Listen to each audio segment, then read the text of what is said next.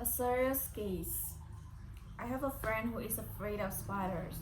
This isn't very unusual. A lot of people are afraid of spiders. I don't really like spiders much myself.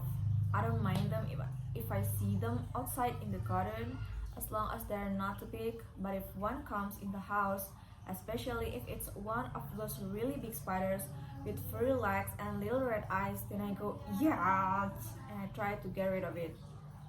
Usually, I use a brush to get rid of the spider, but if I feel brave, then I'll put a glass over the top of it, slide a piece of paper under the glass, and then take it outside. This is quite normally, I think. But my friend isn't afraid of spiders in any normal way. She isn't just afraid of spiders, she is totally, completely, and utterly terrified of them. When my friend sees a spider, she doesn't just go, "Arr!"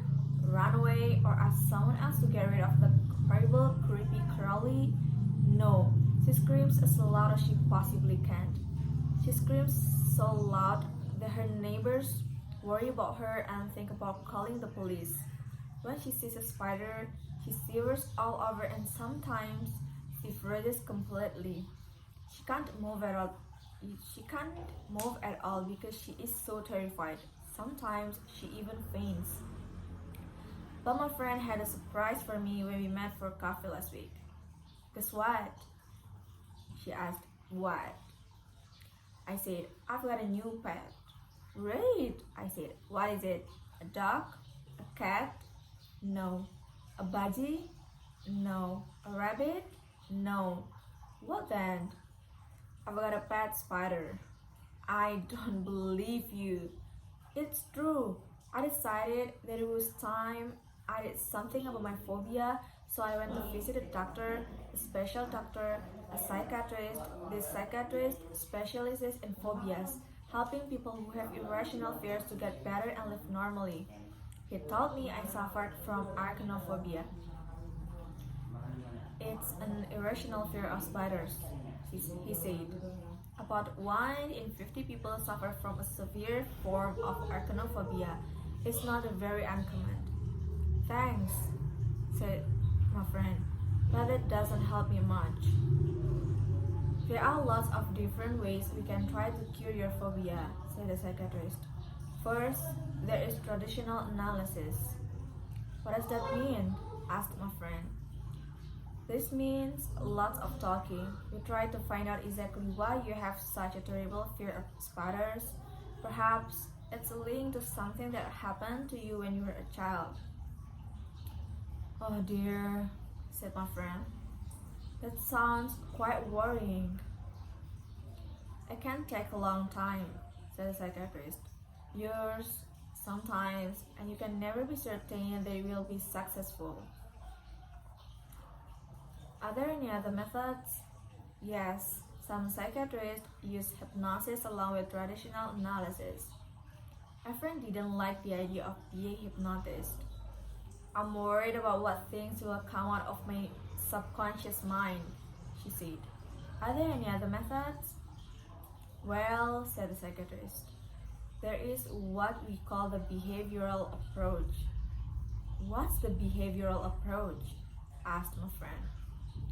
Well, said the psychiatrist, it's like this.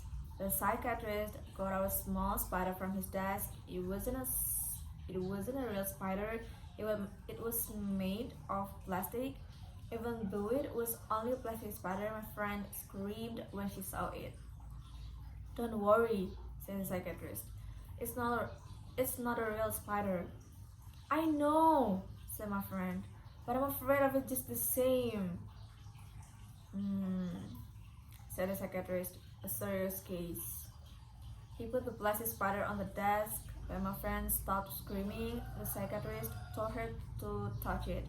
When she stopped screaming again, the idea of touching the plastic spider was enough to make her scream. She touched it. At first, she touched it for just 1 second. She shivered all over, but at least she managed to touch it. Okay, said the psychiatrist. That's all for today. Thanks. You can go home now. That's it? Asked my friend. Yes, that's all? Yes, for today. This is behavioral approach. Come back tomorrow. My friend went back the next day, and this time the plastic spider was already on the doctor's desk. This time she touched it and held it for 5 minutes. Then the doctor told her to go home and come back the next day. The next day she went back and the plastic spider was on her chair. She had to move the spider so she could sit down. The next day she had a spider in her hand while she sat in a chair. The next day the doctor gave her the plastic spider and told her to take it home with her. Where do spiders appear in your house? Asked the psychiatrist. In the bath usually, said my friend. Put the spider in the bath, he told her. My friend was terrified of the spider in the bath, but she managed not to scream when she saw it there. It's only a plastic spider, she told herself.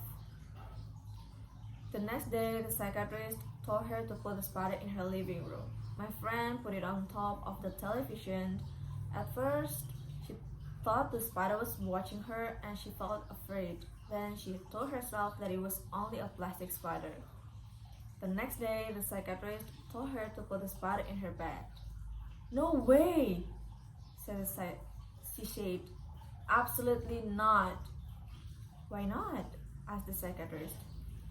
It's a spider, replied my friend. No, it's not, said the psychiatrist. It's a plastic spider. It's not a real one. My friend realized that her doctor was right. She put the plastic spider in her bed and she slept there all night with it in her bed. She only felt a little bit afraid. The next day, she went back to the psychiatrist. This time, she had a shock, a big shock. Sitting in the middle of the doctor's desk, there was a spider, and this time, it was a real spider. My friend was about to scream and run away, but she didn't. She sat on the other side of the room, as far away as possible from the spider, for about 5 minutes. Then she got up and left the room. See you tomorrow, shouted the psychiatrist to her as she left. The next day, she went back, and this time the psychiatrist let the spider run around in his desk. Again, my friend stayed about 5 minutes, then left.